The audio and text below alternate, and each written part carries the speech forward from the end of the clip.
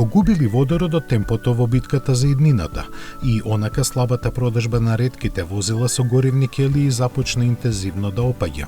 За загрижувачко ниво на кое се најде има многу виновници, од кои најголеми се високите цени и бедната понуда составена од само два модела – Toyota Mirai и Hyundai Nexo.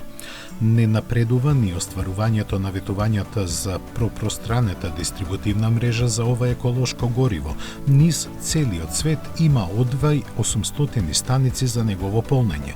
Затоа нормално се обвинува токму малиот број возила што користат водород. Така, сега веќе и најголемите оптимисти молчат пред настанатата ситуација, што е постаро, јајцето или кокошката. Производителите на возила пак се доста предпазливи и фокусот го имаат насочено кон батериските автомобили, чиј развој им ги троши инженерските и финансиските ресурси.